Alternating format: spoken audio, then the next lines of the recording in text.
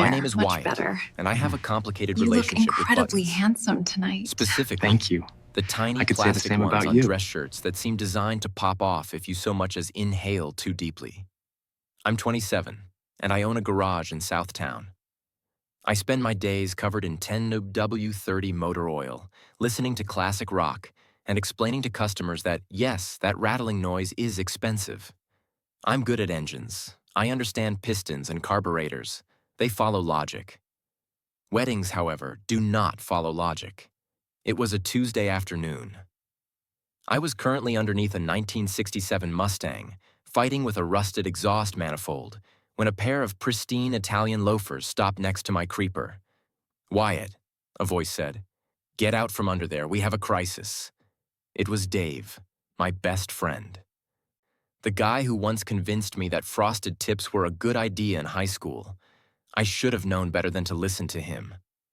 I rolled out, wiping my hands on a rag that was already black with grease. "Unless your car is on fire, Dave, I'm busy. This Mustang is stubborn." "It's not the car," Dave said, looking nervous. He stepped aside. Standing behind him was a woman. She was terrifying and beautiful, but mostly terrifying. She was wearing a white blazer that looked sharper than my best knife, black stilettos, and holding a clipboard like a weapon. Her hair was pulled back so tight I got a headache just looking at it. She was looking around my shop, at the tire stacks, the girly calendar from 1998. I kept as a joke the oil stains, with an expression of polite horror. "Wyatt," Dave said, gesturing to the Ice Queen. "This is my cousin, Julianne." "Hi," I said, not offering my hand because, well, grease. Julianne didn't smile. She looked at me. She scanned me from my steel-toed boots to my oil-stained coveralls, lingering on my shoulders, which are admittedly broad from lifting engine blocks all day. "He's big," she said to Dave. She spoke about me like I was a piece of furniture she wasn't sure would fit in the living room. "I told you," Dave said. "He's built like a fridge." "Does he own a suit?" she asked. "I can hear you," I pointed out. "I'm right here, and yes, I own a suit. It's from high school graduation. It might be a little snug." Julianne closed her eyes and took a deep breath through her nose. She looked like she was counting to 10 to stop herself from screaming. "Okay," she said, opening her eyes. She stepped forward, ignoring the puddle of coolant near her heel. "Wyatt, I need a favor, a significant one." I looked at Dave. He shrugged helplessly. "It's her sister's wedding this weekend. Her date bailed." "He didn't bail," Julianne corrected sharply. "He was arrested for insider trading. It's very inconvenient." I snorted.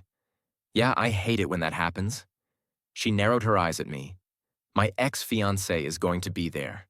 The one who told my entire family I was too intense to marry.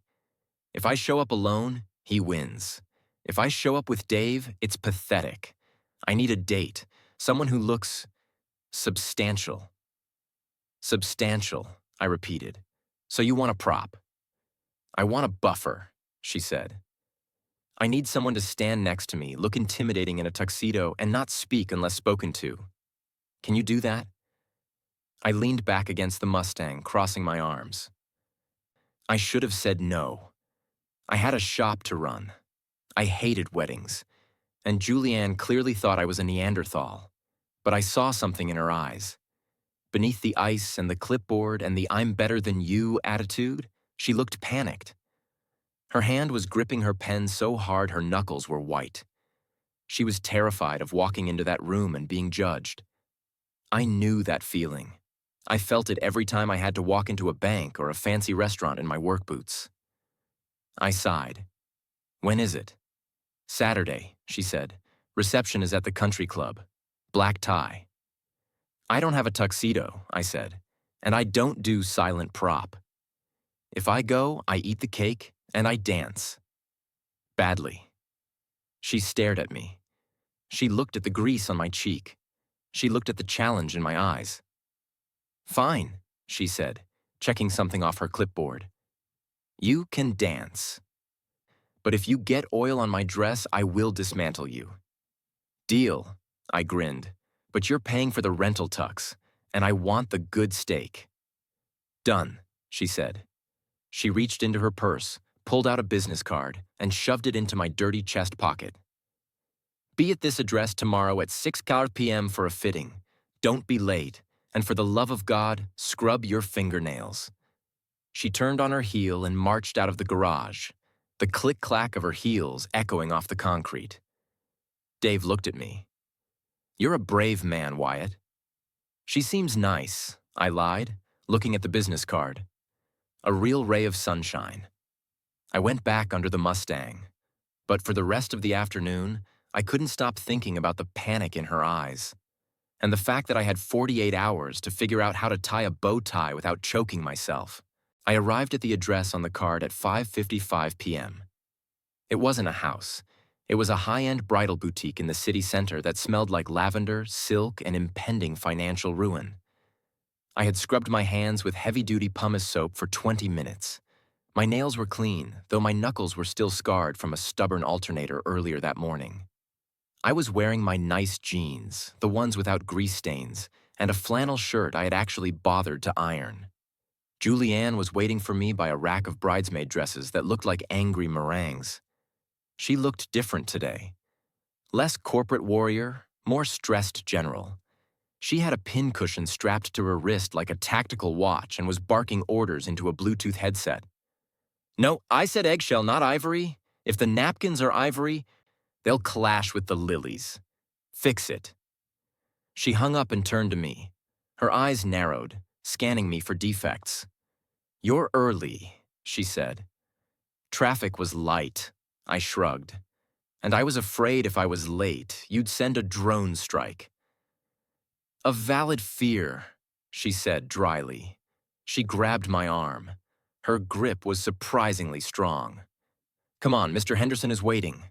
She dragged me into a back room where a small, elderly tailor with a measuring tape around his neck was waiting. Arms up, Julianne commanded. I lifted my arms. Mr. Henderson measured my chest. He whistled low. 46 regular, the tailor muttered. Big drop to the waist. You lift weights, son? Transmission cases, I said, and the occasional engine block. Julianne was pacing behind me, critiquing everything. The jacket needs to be tailored sharply at the waist. Taper the pants? I don't want him looking like a box. I am a box, I pointed out, watching her in the mirror. A very aerodynamic, sturdy box.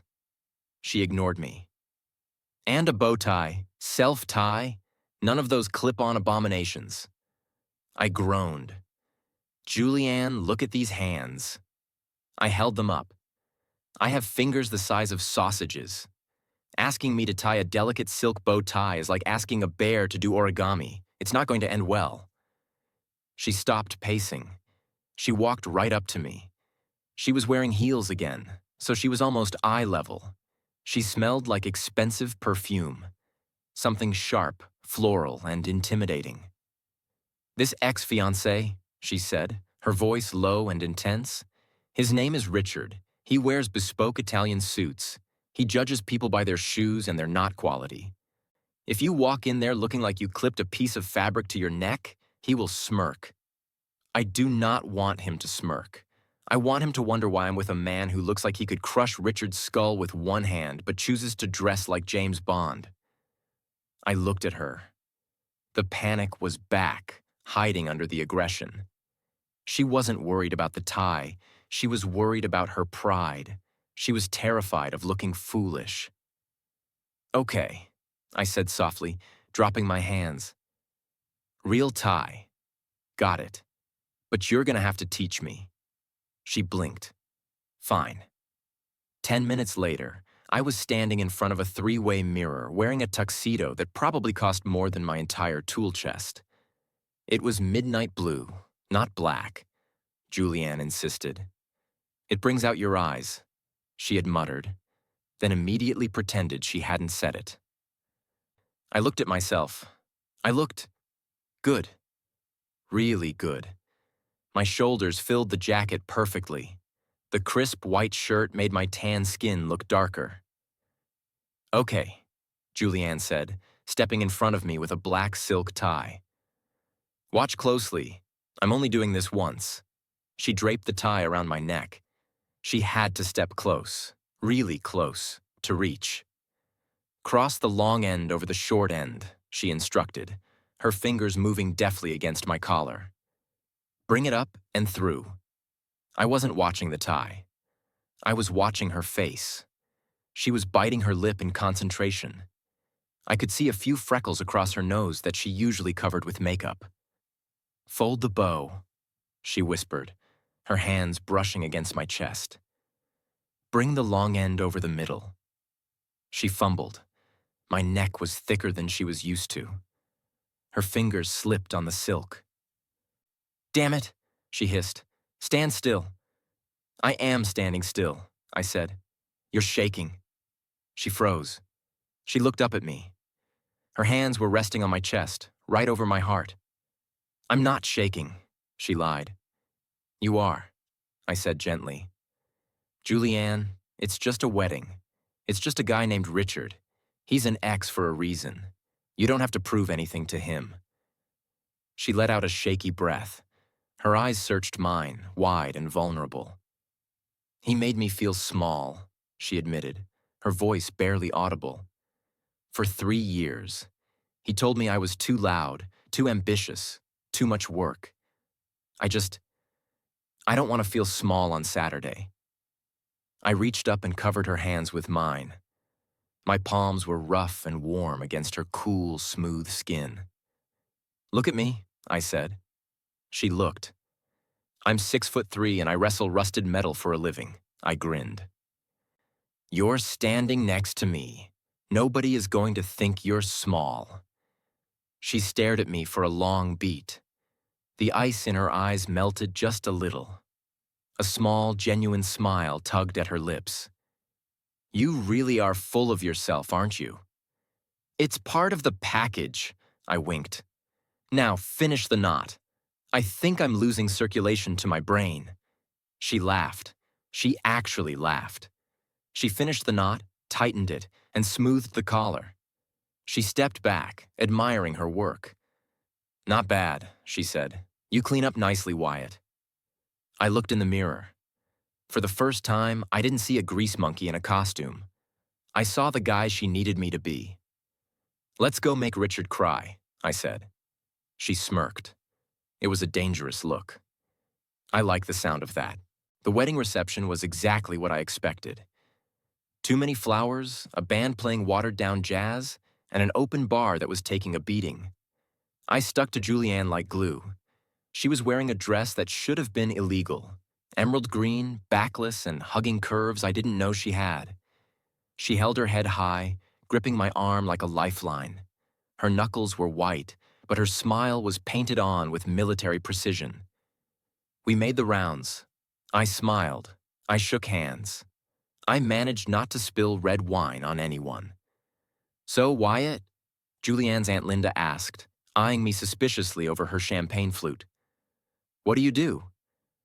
Julianne stiffened beside me. She opened her mouth to recite whatever cover story we'd agreed on, but I beat her to it. "I'm in automotive restoration," I said smoothly.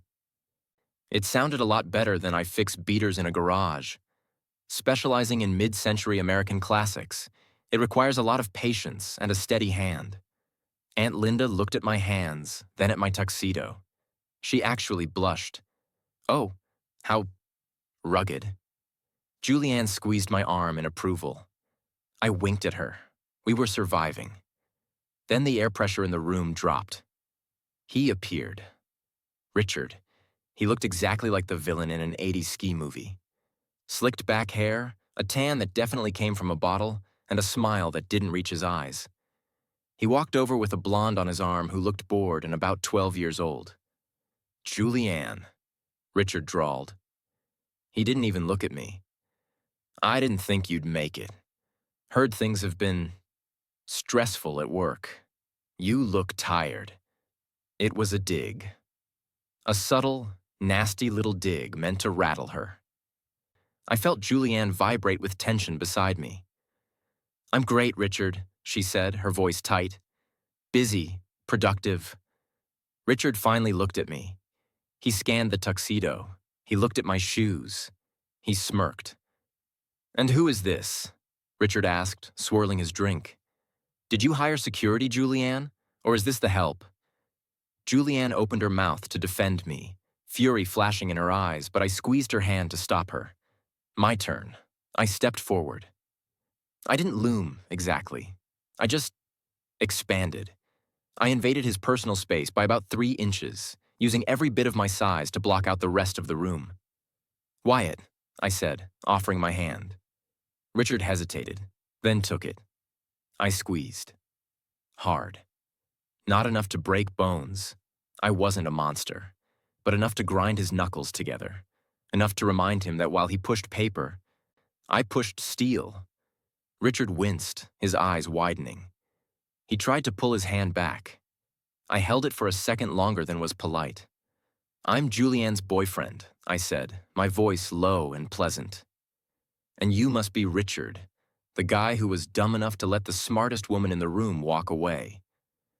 Richard turned a shade of pink that clashed with his tie. He yanked his hand free, massaging his fingers. I leaned in closer, dropping my voice to a conspiratorial whisper. "By the way," I said, looking his suit up and down. "Bold choice with the polyester blend. Very breathable for a crowded room." It was Italian silk. We both knew it. But the insult landed exactly where I wanted it to, right in his ego. Richard sputtered. "This is custom." "Excuse us," I said dismissively, turning my back on him. "They're playing our song." I put my hand on the small of Julianne's back. Her skin was warm against my palm, and guided her onto the dance floor. She was staring at me like I had just performed a magic trick. "Polyester blend?" she whispered, horrified and delighted.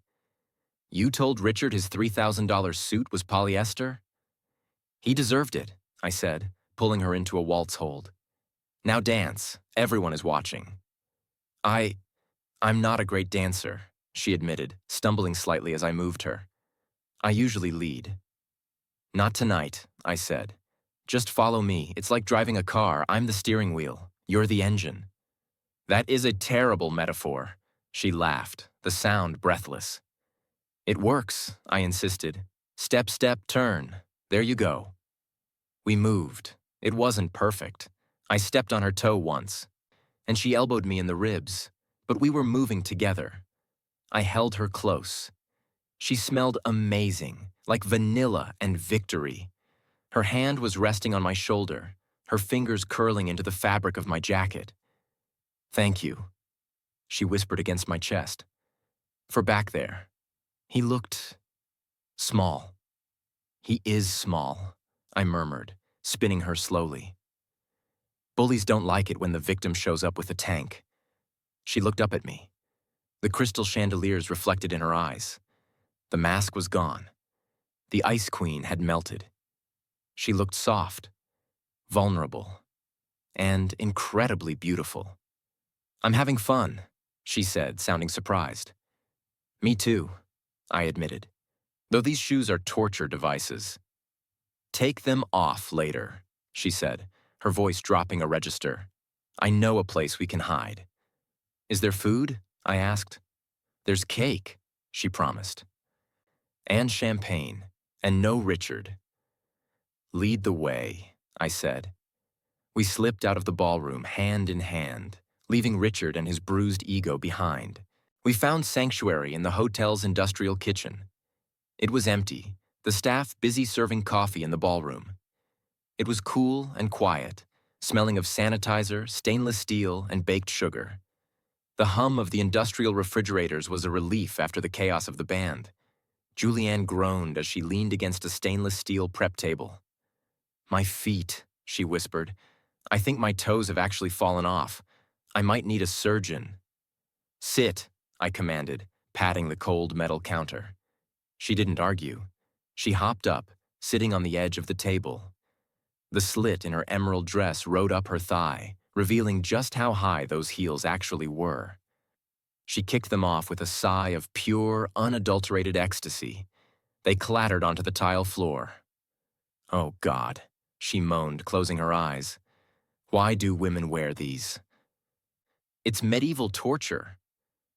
"Psychological warfare?" I guessed. "Makes you taller, more intimidating." "It works," she muttered. I reached up and undid my bow tie. It came loose with a satisfying slide of silk. I let it hang around my neck and unbuttoned the top button of my shirt. I took a deep breath. Finally, I could breathe. I grabbed a bottle of champagne from a bucket nearby and 2 clean coffee mugs from a drying rack. "Classy," she noted as I poured the expensive bubbles into the cheap ceramic. "Effective," I countered, handing her a mug. "Cheers." "Cheers." She clinked her mug against mine. "To the polyester blend." She took a sip, watching me over the rim. Her eyes were dark and heavy-lidded. The adrenaline of the confrontation was fading, leaving something softer and more dangerous in its place. "You were amazing tonight," she said softly. "Dave was right. You're substantial." "I try," I grinned, leaning against the counter opposite her. "Did we win?" "Richard left 10 minutes ago," she said. "He looked like he swallowed a lemon. So, yes, we won." She looked down at her feet, wiggling her toes. "My arch is cramping, badly." I set my mug down. "Give me your foot." "Wyatt, you don't have to—" "I fix things, Julianne," I said. "Give me your foot." She hesitated, then lifted her left foot. I took it in my hand. It was small, cold, and red from the straps. I began to massage the arch with my thumbs. My hands were large, rough, and stained with the faint, permanent ghost of engine oil. But I knew how to be gentle. I knew how to work out a knot, whether it was in a muscle or a machine. She gasped, her head falling back. "Oh.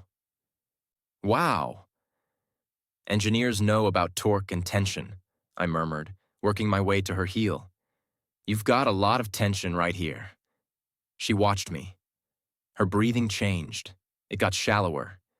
The air in the kitchen suddenly felt very thick. "Wyatt," she whispered. I looked up. She was looking at me with an intensity that had nothing to do with foot massages. Her eyes dropped to my undone tie, my open collar, my lips, then back up to my eyes. "You're not just a mechanic, are you?" she asked.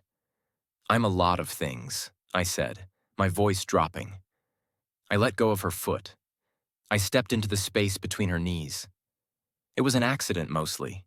The kitchen was cramped. But once I was there, I didn't want to move, and she didn't ask me to back away. I placed my hands on the metal counter on either side of her hips, boxing her in. "What do you want me to be?" I asked. She reached out. She grabbed the lapels of my tuxedo jacket, her fingers curling into the fabric. "I want you to be the guy who kisses me in the kitchen," she said. I didn't hesitate. I leaned in and kissed her. She tasted like champagne and adrenaline.